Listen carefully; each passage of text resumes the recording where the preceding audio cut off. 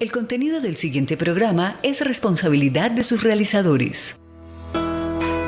Aquí comienza Calentando la Palabra en la UPN. El debate y la opinión sobre temas de coyuntura desde los micrófonos de la Pedagógica Radio. Bienvenidos. Muy buenos días a toda la audiencia de la Pedagógica Radio.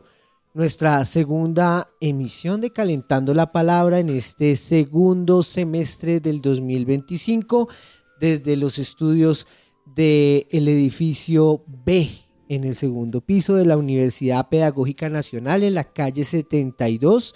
Saludo al equipo de trabajo de esta emisora, la Pedagógica Radio, en las perillas el señor Mario Enríquez. Muy buenos días, Mario.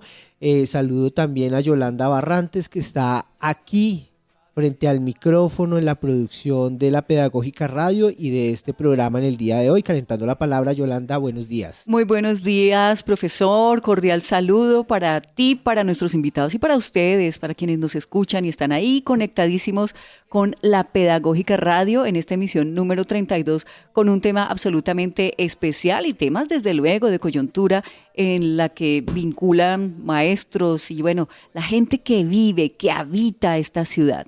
Por supuesto. Y también tenemos en las comunicaciones, en la fotografía y en todas las redes sociales de este programa y de nuestra emisora universitaria a la señorita Laura Chávez. Está por ahí. También Diana Torres, muy pendiente, también productora y periodista de esta emisora universitaria. La ciudad para quién es una pregunta que le vamos a formular a nuestros invitados del día de hoy. Sandra Salazar, desde algún lugar de la ciudad de Bogotá, está con nosotros vía telefónica. Sandra, muy buenos días. Muy buenos días a todos y todas. Siempre será para mí un placer estar aquí en la Pedagógica Radio, en la palabra, compartiéndola, ¿no? Yo estoy acá en el Colegio Ciudad de Bogotá, en el Tunal.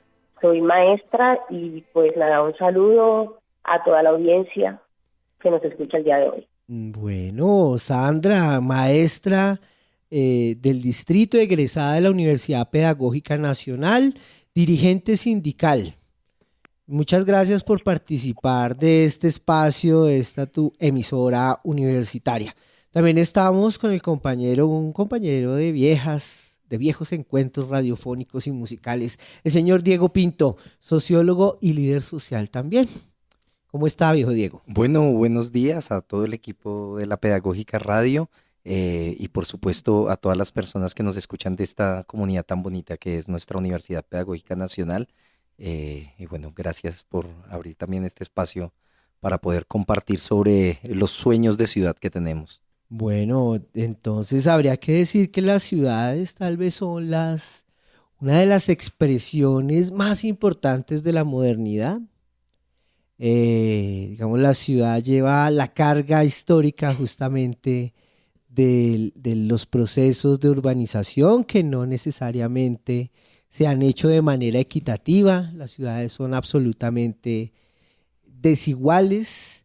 Las ciudades, particularmente en América Latina, se han convertido también como en la materialización del proyecto desarrollista que desde los años 40 se emprendió en todo el mundo, pero que además también conjuró los sueños de muchos habitantes del campo que estaban esperando en esa promesa de la industrialización y en el caso colombiano de poder buscar un refugio frente a la violencia política para estar mejor y para construir un futuro mejor.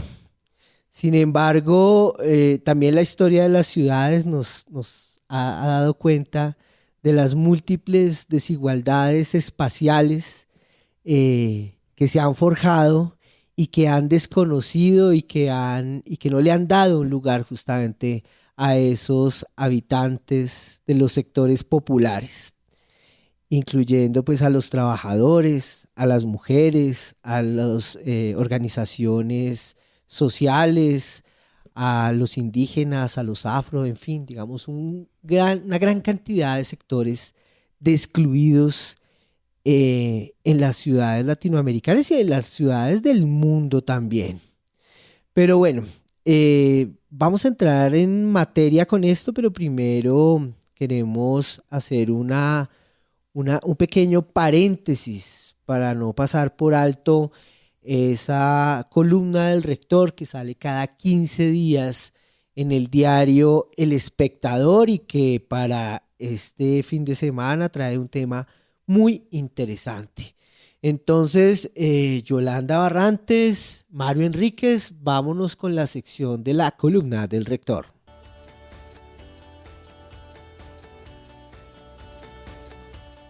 En Calentando la Palabra, análisis, columna del rector.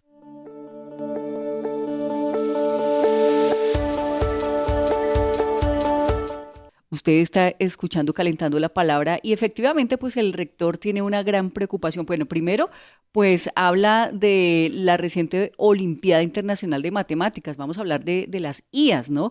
Cómo las IAs vienen cada día alimentándose más y más. Y el rector pues habla pues precisamente de esta Olimpiada que por primera vez 2 programas de inteligencia artificial alcanzaron puntuaciones de nivel oro. Y esto confirma su capacidad para resolver problemas complejos. Y este avance se suma a los beneficios atribuidos justamente a la inteligencia artificial, como el aumento de la productividad, el impulso a la investigación y el ahorro de tiempo en tareas cotidianas. Pero, sin embargo, el texto advierte sobre el alto costo ambiental de estas tecnologías, profesor Alejandro y oyentes, en especial del consumo masivo de agua para enfriar los servidores. Es que al respecto yo les quiero contar una curiosidad. Una de las emisoras, entre comillas, más importantes de este país tiene al aire una campaña en televisión en donde ayuda o más bien motiva e incentiva a cuidar supuestamente el medio ambiente, ¿no? Y se inventó una inteligencia artificial para hablar justo del cuidado del planeta, etcétera, etcétera. Y es muy paradójico porque se inventaron un personaje de inteligencia artificial para esto, ¿no? Y no sé si es que desconocen que para ello requieren un uso importante de recursos naturales. Necesitan agua, ¿cierto?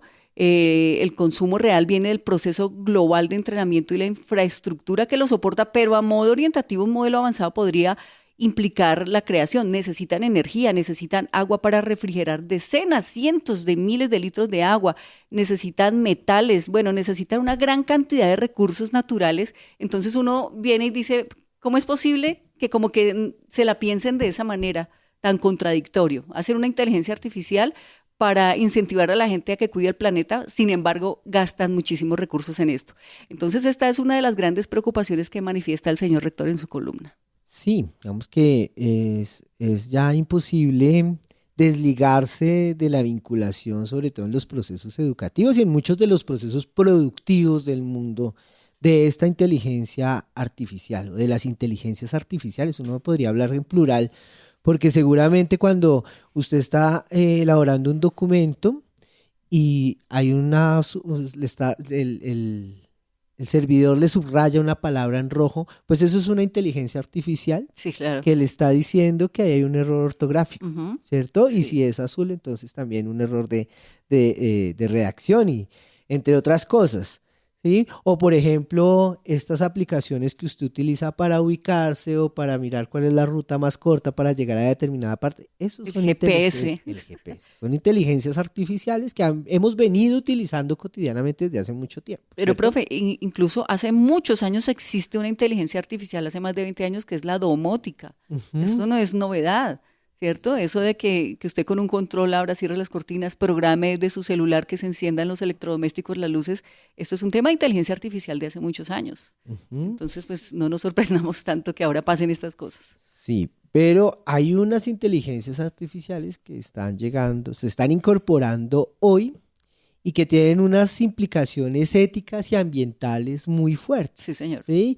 Y que tiene que ver claramente con la manera como el modelo de producción ya está volviendo obsoleto el trabajo, ¿no? Entonces, estas formas del capitalismo 5.0 en el que ya hay profesiones que tienden a desaparecer, como la profesión del maestro, por ejemplo, o la función del periodista, ¿no? Hay muchos documentos en los periódicos, en internet, que dice, este artículo se elaboró con ayuda de tal inteligencia artificial.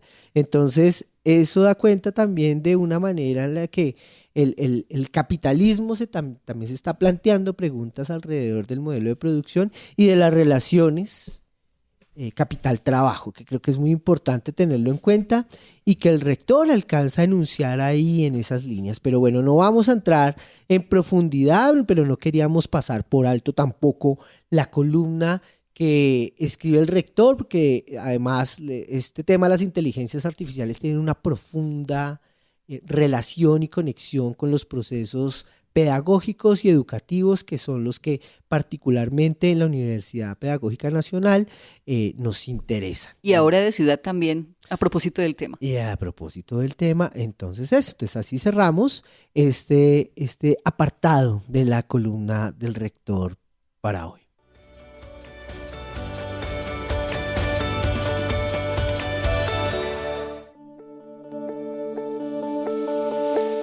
Bueno, y entonces entremos en materia. ¿La ciudad para quién?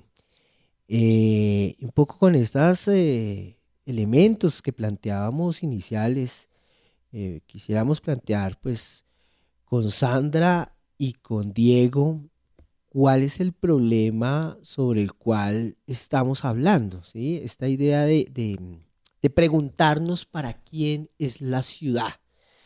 Entonces, Sandra Salazar, a partir de su trabajo como maestra en una comunidad educativa, también se ha planteado esta pregunta alrededor de lo educativo, pero también alrededor de la espacialidad y de las grandes transformaciones y dinámicas que configuran la segregación en la ciudad. Entonces, Sandra, ¿puedes contarnos un poco, digamos, este enunciado, esta pregunta que nos plantean ustedes de para quién la ciudad, digamos, a raíz de qué surge, cómo se viene planteando esto también en las discusiones de las organizaciones y los movimientos urbanos populares en Colombia? Bueno, muchas gracias. Voy calentando la palabra, entonces complementando con lo que ustedes ya han dicho, ¿no? El tema de las ciudades, ¿para quién? La ciudad condensa pues muchas desigualdades que vivimos día a día, ¿no? Pero también en las ciudades están las luchas y las resistencias de muchos procesos organizativos, en los barrios, en las calles, en los espacios comunes. Se expresa también quién sostiene la ciudad, quién decide en la ciudad, quién acumula en la ciudad, ¿cierto? Y en esa reflexión nosotros decimos que quien sostiene la ciudad es la clase trabajadora y popular, el trabajo que hace diario, pero quien decide y quien acumula pues no es esa clase trabajadora, no es esa clase popular. De allí surge entonces la pregunta, ¿la ciudad para quién? Sí, que hemos planteado que no queremos que sea un ejercicio retórico, sino que sea una manera de reconocer lo que nosotros vivimos, lo que en cada territorio sí se convierte en una disputa, y es esa disputa la que nosotros ponemos sobre la mesa, que es la de construir territorios pensados con la gente y pues para la gente. Entonces, pues en esa perspectiva nosotros, y es la primera invitación que quiero hacerles acá, venimos pensándonos en una gran cumbre nacional popular, que se llama precisamente así, La Ciudad para Quién. Esta cumbre se va a realizar en Bogotá durante el mes de septiembre. Van a ser 3 días de trabajo colectivo, precisamente para seguir profundizando en esa disputa de los territorios, para seguir profundizando en diagnósticos, poner experiencias comunes, apuestas, proyectar propuestas que nos lleven pues a lo organizativo para la acción popular en los distintos territorios. Entonces, esa es la primera invitación que quiero hacerles, diciendo que la cumbre será un espacio para encontrarnos, para reconocernos y para proyectar juntos lo que nosotros venimos pensando y reflexionando sobre el tema de la ciudad.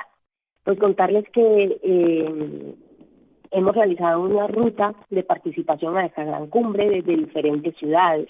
no solamente en Bogotá, sino también en el Caribe colombiano, también en el Valle de Aburrá, en Cali, en Bucaramanga, bueno, en muchas ciudades, seguir pensando esas dinámicas de trabajo en la ciudad y de formas de habitar la ciudad. Ya puntualmente en Bogotá, nosotros hemos podido ver que el 75% de la población colombiana se concentra en los territorios urbanos y que el 47% está en las ciudades capitales. Esto basado en un estudio del DANE en el 2018. Y que eso nos deja ver que existe una crisis social muy profunda de la cual no logramos salir, económica, cultural, política, y que viene pues del modelo y el sistema en que nosotros vivimos, el modelo neoliberal, que sin duda alguna ha precarizado la vida urbana. Encontramos también algunas crisis de este modelo de ciudad. En Bogotá el 35% de los hogares comen 2 o una vez al día, ¿sí? El transporte en Bogotá conecta capitales, no comunidades. Bogotá ha perdido más del 70% de sus humedales originales. Son algunas de las problemáticas que nosotros podemos ver. ¿Y qué proponemos nosotros? Por reconocer las conquistas que se han dado desde las luchas urbanas, populares, que articulemos con procesos colectivos, organizaciones populares en la ciudad, y que pues digamos en la movilización y en la victoria popular. Concretamente ya en lo educativo, porque también tenemos otra invitación, y la segunda invitación es al encuentro educativo que se va a realizar este sábado 16 de agosto, precisamente en la Universidad Pedagógica. Allí vamos a estar hablando también del papel de la educación en la construcción de las ciudades, de las disputas por las ciudades, que será pues también un encuentro muy importante, y que hacemos la invitación a los maestros de la Universidad Pedagógica, a las maestros y maestras del sector público, del magisterio, del sector privado, a los egresados, egresadas, a toda la comunidad en general, a que podamos participar de este encuentro, pues que ahorita también les estaré profundizando un poco más. Y bueno, por último quiero decir que la ciudad de Bogotá también, con el gobierno distrital, pues también en la ruta que hemos construido, pues hemos hecho varios encuentros, ¿no? Uno de esos encuentros fue el encuentro de seguridad y derechos humanos. Y personalmente para mí fue muy impactante ver lo que nosotros reflejábamos en materia de derechos humanos y seguridad en Bogotá. Los asesinatos siguen creciendo, la extensión del paramilitarismo en los barrios, se ve cada día más fuerte la presencia de estos grupos armados en los barrios, y pues hay que mirar que el gobierno distrital en su plan de desarrollo pues nos dice que Bogotá camina segura, pero realmente estamos más inseguros que nunca. Entonces son esas cosas las que queremos nosotros hacer visible, que podamos hablar mucho más del territorio donde nosotros habitamos y construimos pues la vida. Muy, muy importante esta reflexión en términos de todos los problemas que aquejan, ¿no? Que han construido, que se han diseñado en el mismo modelo de ciudad, a imagen y semejanza de lo que el gran capital ha querido, ¿no? Una ciudad excluyente, una ciudad insegura, una ciudad que no reconoce las necesidades de movilidad, de acceso a servicios de los sectores populares. Pero frente a ese panorama, Diego, ¿cómo las iniciativas barriales, las organizaciones sociales, el movimiento urbano popular ha venido tejiendo también alternativas y propuestas para esto, en el caso pues particular de Bogotá y bueno, tal vez de otras ciudades del país? Medellín creo que también tiene unos procesos muy fuertes.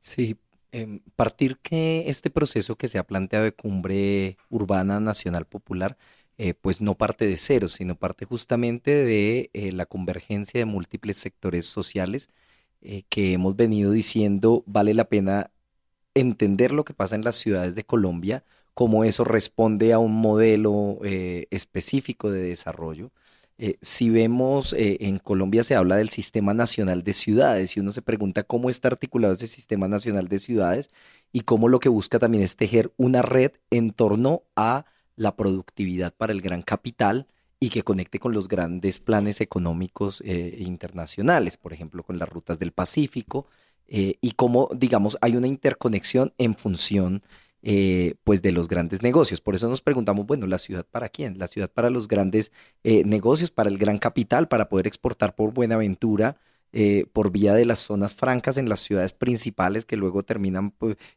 por las carreteras, o sea, el megaproyecto del Dorado en función de enviar mercancías, a qué parte, qué tipo de mercancías, eso conectado con los tratados de libre comercio, digamos. La pregunta es sobre el sistema de ciudades, sobre cuál es esa proyección de las ciudades en el mundo y por si es posible construir unas ciudades en función pues de la mayoría de la población y de las necesidades de la población y no de la expansión capitalista. En ese sentido, hay un antecedente muy importante que es en 2014 el Foro Social Urbano Alternativo Popular, que se hace como un paralelo desde los sectores alternativos contra o al menos en respuesta a los modelos de ONU Habitat y cómo ONU Habitat reúne a los grandes empresarios, a los gobiernos y dice, bueno, planeemos las ciudades, ¿sí? Y en 2014 se hace en Medellín, simultáneamente en la Universidad de Antioquia y se dice, bueno, los pueblos también, los procesos populares, sentémonos a pensar las ciudades. Y fue un proceso muy interesante, pero han pasado 11 años y las ciudades han seguido creciendo, han seguido transformándose y hay unas dinámicas que siguen siendo conflictivas. Entonces me parece que ese es un antecedente muy importante para decir cómo llegamos a converger tantos procesos populares en este espacio. Y hay otro antecedente que me parece que para Colombia es vital y es el llamado estallido social, este intento también de levantamiento popular. Pues uno dice, algo está pasando para que sea un fenómeno esencialmente urbano y algo está pasando en el sujeto social que está buscando transformaciones en cuanto a la relación con el trabajo, que ahorita se habla de la relación capital-trabajo, en cuanto al derecho a la vivienda, en cuanto a cómo ocupamos los espacios y finalmente a cómo vivimos la ciudad. Y han aparecido y han emergido un montón de sectores que han dicho, bueno, es importante pensar cómo se está planeando la ciudad. Por ejemplo, las personas con discapacidad han dicho, la ciudad no está hecha para nosotros. Sí, es verdad. Los colectivos de mujeres y feministas han dicho, la ciudad no está hecha para las mujeres, es un peligro para las mujeres. Entonces, ¿cómo hacemos para juntarnos desde diversas miradas, desde, por ejemplo, pobladores que su reivindicación fundamental es la vivienda, otros que su reivindicación principal es el acceso, otros y otras que son la movilidad, otros que tienen el asunto de la seguridad? Y lo que hemos dicho es que esta cumbre no sea únicamente un evento para chequear en la lista, sino que nos permita ir construyendo una agenda que permita decir hacia dónde enfocamos las luchas urbanas. Sí, si vienen procesos de movilización popular, si vienen procesos de pensamiento, de educación, de movilización educativa, hacia dónde apuntamos y en qué dirección podemos hacer propuesta y tener un programa para decir no solo ONU Habitat tiene una propuesta de ciudad, sino que los pueblos también construimos la nuestra. No, desde luego. Y pues se me ocurre que la ciudad, pues es una ciudad de todos, ¿no? La ciudad en donde ese escenario de protesta, de movilización popular, etcétera, etcétera, pues la ciudad está creciendo, ¿no? Y lo vemos. Nosotros salimos ahí a la Caracas y vemos cómo la ciudad, entre comillas, está creciendo en este momento, digamos, hacia arriba. Y en esa medida, pues, ¿usted cree, Diego, que el urbanismo básicamente que está viviendo la ciudad o la reestructuración que está viviendo la ciudad, pues nos resta espacios para estos ejercicios colectivos cuando tenemos que manifestarnos, que salir, que pedir, ¿no? Porque el pueblo pide también por estas brechas de desigualdad que cada día se acrecentan más. Sí, yo creo que no solo para digamos, para la movilización y, digamos, la participación más callejera, sino para el vínculo social comunitario, que es lo que puede sustentar procesos de largo plazo. Sí. Porque, por ejemplo, el modelo que en Bogotá estamos viendo, cómo la ciudad se está llenando de edificios de 18 y 25 pisos, y que ya no son en las zonas donde estamos acostumbrados a ver esos edificios, es en Bosa, es en Ciudad Bolívar, ¿no? Entonces hay casos específicos de la ciudad donde uno puede ver la ampliación de Castilla, pues horizontal, verticalmente, perdón. Una densidad Eh, tremenda. entonces, entonces uno se pregunta, ¿y dónde queda el espacio para la Junta de Acción Comunal? ¿Dónde queda el espacio de encuentro para que los chicos y chicas jueguen? ¿Sí? Entonces hay un salón que inclusive ya no es salón comunal, entonces un salón social para 4.000 personas que viven en un conjunto Y residencial que caben 100. y caben 100 Sí. y te lo alquilan. Ajá. O sea, no está hecho para las bibliotecas populares, no está hecho para hacer refuerzo de tareas con los niños y niñas, está hecho para seguramente los 15 años o el Pobrecillos. matrimonio. Eh, bueno, entonces se está perdiendo el vínculo social. Y hay otro montón de asuntos que no se están teniendo en cuenta frente a, por ejemplo, la densificación de la ciudad. ¿Qué hacemos con los espacios de luz? ¿Qué hacemos con estos edificios que uno tras otro están impidiendo, por ejemplo, que entre la luz a las viviendas? ¿Sí? La luz La, natural. la ciudad crece sin planificación. Primero se hacen los edificios y luego se piensan que las tuberías que hoy están instaladas en Bogotá del acueducto no dan abasto para satisfacer la necesidad de agua. ¿Y la malla vial qué me dices? ¿Dónde la No. dejamos? Terrible. Y Insuficiente. pensar en un solo modelo, ¿no? Que es el modelo de acumulación. Entonces, pues todos sabemos, y a quienes vivimos al sur de la ciudad, y por ejemplo tomamos la avenida Primero de Mayo, que antes teníamos el privilegio que decíamos de occidente a oriente, de ver los cerros orientales, pues hoy lo que vemos es una mole de concreto, Ujú. que supuestamente es lo que va a ayudar a la movilidad, pero lo que pone es a competir a los carriles, digamos, de los automóviles y los buses con el carril del metro. Es decir, no es solo un problema estético, pero también es un problema estético, ¿no? Yo recuerdo algo que decía Jordi Borja alguna vez, el urbanista de Barcelona, que decía que en las favelas alguna vez alguien decía, no solo tenemos derecho a la vivienda, y no solo tenemos derecho al equipamiento urbano, también tenemos derecho a la belleza. Entonces creo que por ahí van varias discusiones de las que queremos abrir. Esto de la Cumbre Urbana Nacional Popular es una provocación, Ujú. es una invitación a hacer un proceso, no queremos que sea un evento.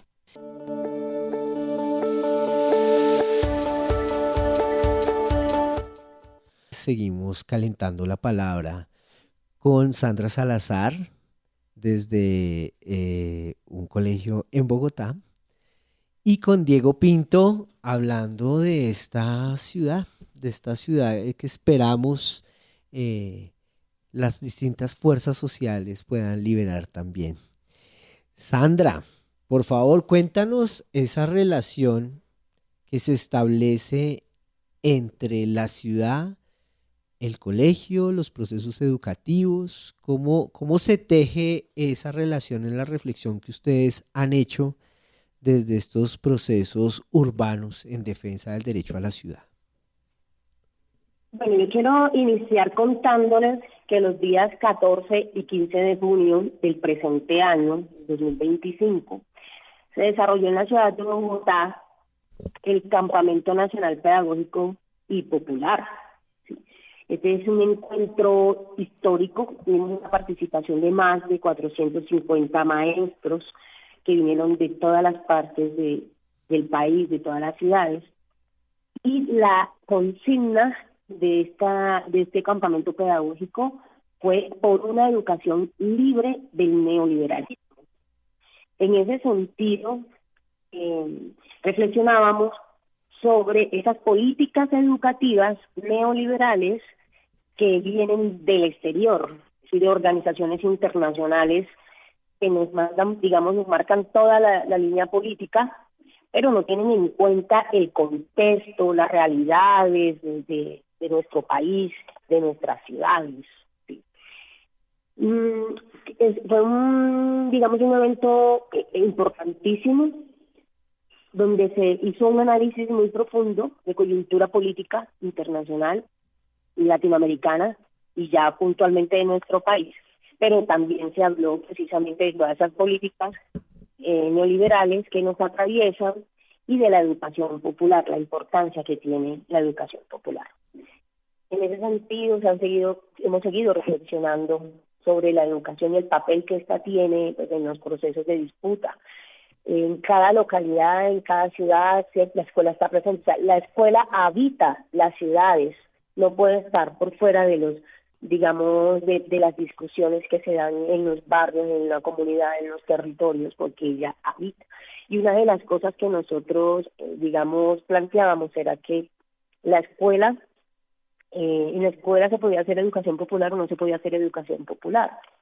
Era un debate que saldamos precisamente en este encuentro, porque decíamos, pues sí se puede hacer, porque la escuela está en el territorio, habita el territorio, atiende población popular, atiende los hijos e hijas de los obreros y obreras de este país, ¿sí? Entonces fue muy interesante.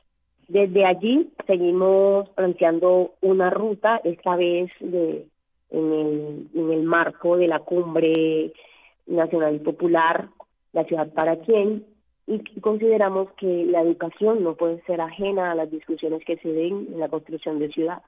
El papel de la educación es muy importante. Hoy las escuelas siguen manteniendo tal vez muchos elementos de la educación tradicional, se sigue manejando como si fuera, digamos, una pequeña empresa. La mercantilización de la educación responde son todavía preguntas que vamos a estar reflexionando. Y para ello, este sábado vamos a tener ese encuentro. Nuevamente reitero la invitación para que podamos participar, para que todos y todas las del sector educativo y la comunidad en general, pues se piense ese rol de la escuela en la construcción de las ciudades. Bueno, ahí está esa disposición, esa apuesta también por construir una ciudad diferente desde los procesos educativos, desde la manera como los maestros y maestras se han relacionado con los territorios en donde están ubicadas las instituciones educativas, pero también con el contexto de sus estudiantes, de los niños, niñas y jóvenes que están en estos colegios. Vamos hablando un poco de este encuentro de territorios urbanos que se va a desarrollar este fin de semana en la Universidad Pedagógica Nacional y que va en proceso también de una gran cumbre urbana popular que se piense, que reflexione, que discuta estos temas de ciudad, de una ciudad incluyente, de una ciudad que no solamente albergue un modelo al servicio del capital, sino sobre todo que piense en los sectores sociales que históricamente han sido excluidos, pero que además son los que mantienen esta ciudad viva. Entonces, Diego, hagamos esa invitación rápidamente para que la gente pueda participar y entonces vamos, digamos, como ese primer elemento de la agenda para incluir también otros elementos de la agenda de la Universidad Pedagógica que es absolutamente activa. Sí, ubicar esto como un proceso, lo decía, no como un evento, sino como un proceso, lo decía la profesora Sandra.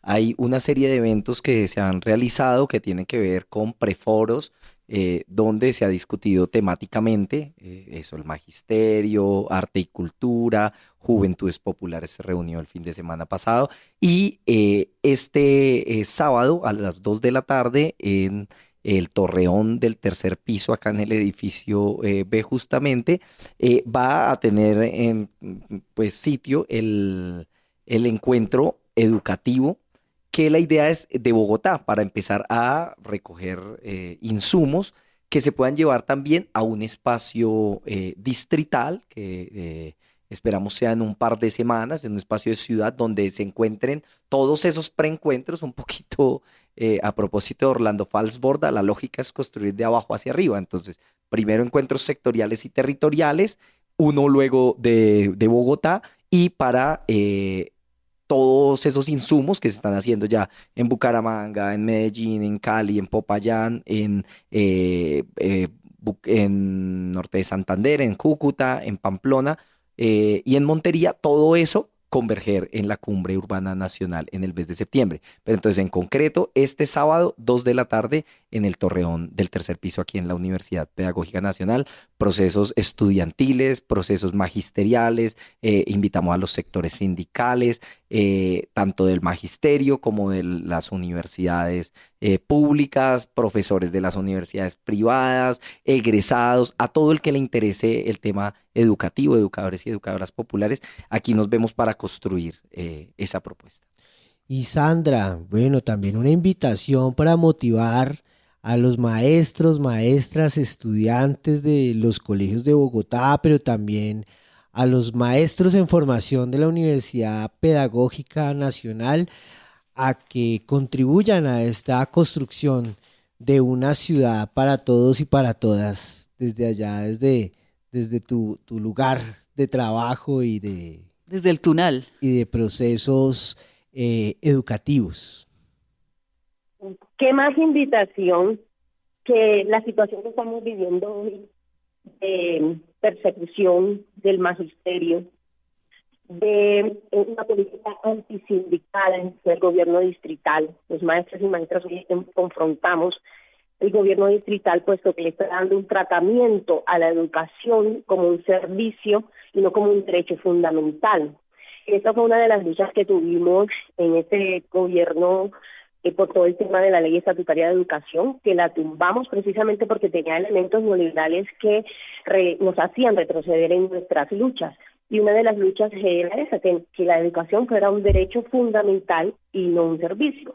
¿Esto qué quiere decir? Que al tratar la educación como un servicio, se nos está negando también el derecho a la movilización, al paro, a la huelga, y hemos tenido ya muchos problemas, hemos tenido descuentos de nuestro salario por las movilizaciones que hemos hecho este año. Hemos tenido retiros de comisiones sindicales, muchos comisionados estamos en el aula porque se nos retiraron las comisiones, y esto es un golpe, obviamente, al trabajo de resistencia, de lucha. Nuestro sindicato es uno de los sindicatos mucho más fuertes, uno de los más fuertes que hay en el país, sí, y eso pues ha afectado. Entonces la invitación es precisamente a encontrarnos este sábado 16, los maestros y maestras del magisterio, para que podamos también mirar qué propuestas podemos seguir trabajando en defensa de una educación pública, en defensa de una educación estatal, científica, laica, ¿sí? Y a los futuros maestros y maestras, estudiantes de la Universidad de la Pedagógica, pues también los esperamos en este evento, ¿sí? Ellos van a ser parte del magisterio colombiano, no puede ser en el sector público, puede ser en el sector privado, pero van a ser los futuros maestros y maestras de este país, y van a entrar pues a esa lucha por la defensa también de la educación. Su palabra es muy importante para nosotros. Las discusiones que se están dando en el movimiento estudiantil es muy importante en la construcción de la educación, en la construcción de ciudad. Entonces, pues la invitación está abierta. Nos esperamos este sábado a todos los que quieran llegar para seguir hablando de este tema educativo, y como lo planteó pues Pablo Freire, la educación debe ser para emancipar, para liberarnos. Bueno, muchísimas gracias a Sandra Salazar, maestra egresada de la Universidad Pedagógica Nacional, pero también una activista y líder sindical que viene construyendo junto a otros maestros esta reflexión por el derecho a la ciudad. Vamos a pasar a otra faceta, porque además de esta actividad que tenemos el sábado, de este proceso que se va consolidando a partir de varias iniciativas, pero que el sábado tiene un momento muy especial, también hay otras actividades en la Universidad Pedagógica Nacional.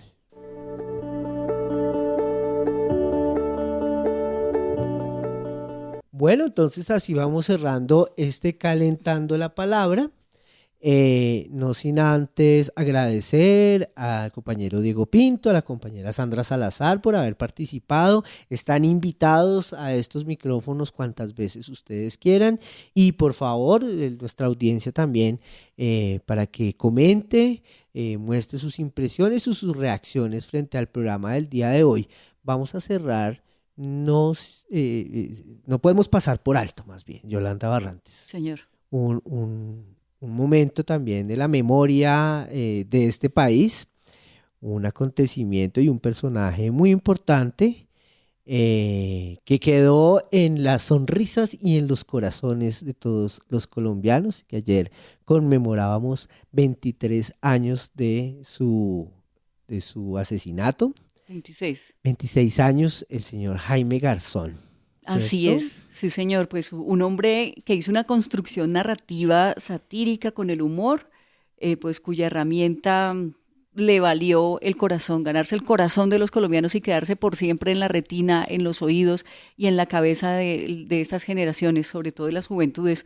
Un hombre que paralizaba al país muy al estilo de Betty la Fea, porque yo me acuerdo que en aquella época, cuando salía en Cuac y cuando salía en sus intervenciones, la gente esperaba el momento de Heriberto de la Calle o el momento de cualquiera de sus personajes. Nosotros aquí en la Pedagógica Radio decidimos hacer un ejercicio para recordar ese trabajo, ese legado y esa huella tan profunda y tan importante que dejó Jaime Garzón. Vamos a provocarlo simplemente, profe, con 5 minuticos, porque posteriormente vamos a subir todo este podcast que hemos construido, más o menos de 14 minutos, para que ustedes vayan y lo escuchen y indaguen un poco acerca de la vida de Garzón, pero pues aquí está este abrebocas. Listo, entonces con esto despedimos el programa del día de hoy. Una provocación en la producción y en la investigación de la señora Yolanda Barrantes, este homenaje sentido desde la Pedagógica Radio a la memoria de Jaime Garzón.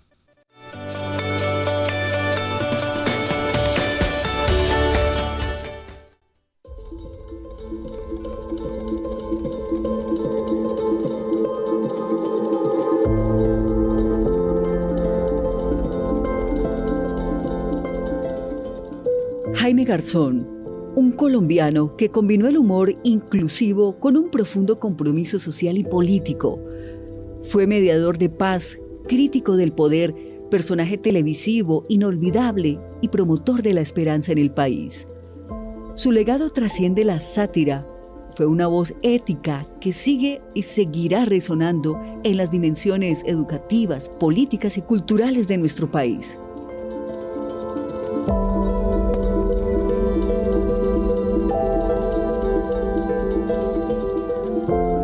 Su vida, sus frases, sus personajes y su filosofía permanecen y estarán perennes como faro para nuevos ciudadanos que buscan transformar el país con inteligencia y valor.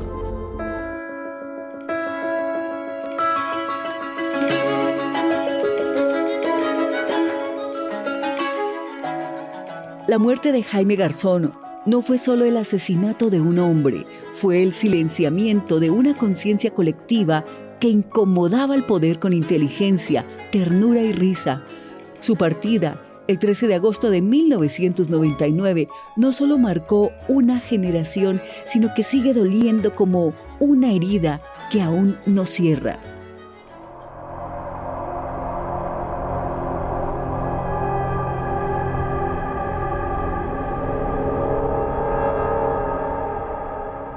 Era viernes, poco después de las 6 de la mañana. Jaime se dirigía en su camioneta hacia Radionet, donde tenía un espacio diario. En una esquina de Bogotá del barrio Quintaparedes, 2 sicarios en moto se acercaron y le dispararon 5 veces a quemarropa.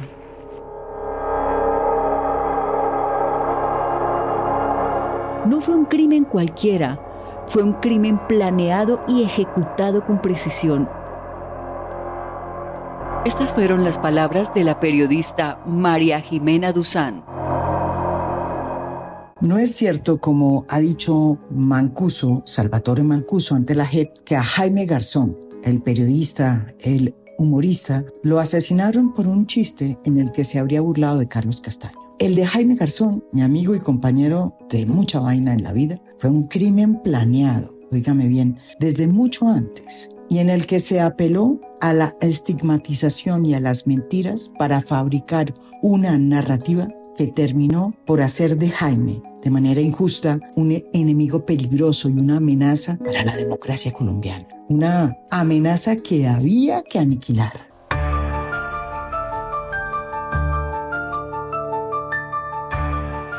Los autores materiales eran solo eslabones de una cadena oscura que involucraba a paramilitares, miembros del DAS y sectores del Estado. La autoría intelectual, según la justicia colombiana, recayó en Carlos Castaño, jefe de las Autodefensas Unidas de Colombia, AUC, pero también se ha señalado la complicidad de agentes estatales, quienes vieron en Garzón una amenaza con sus gestiones de paz y por eso decidieron callar su voz.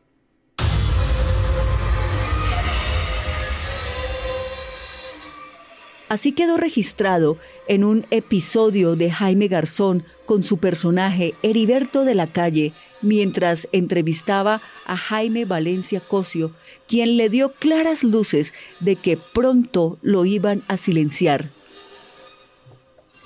Oiga, doctor Valencia, y por ejemplo, vea, me ha tocado amarrar los betunes por prevención, ¿no? Por lo que viene mucho político, entonces... Claro, yo por eso soy técnico.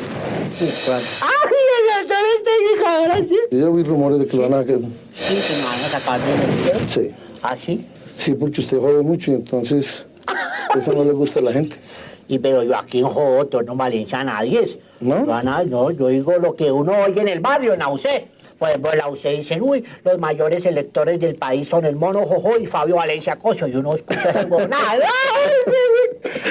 Pero usted también ayudó, porque usted en las últimas 48 horas también adhirió. No, yo...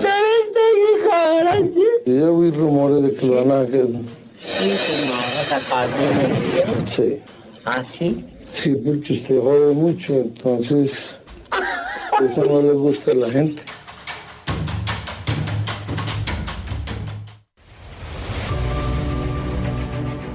Universidad Pedagógica Nacional. 70 años siendo la educadora de educadores.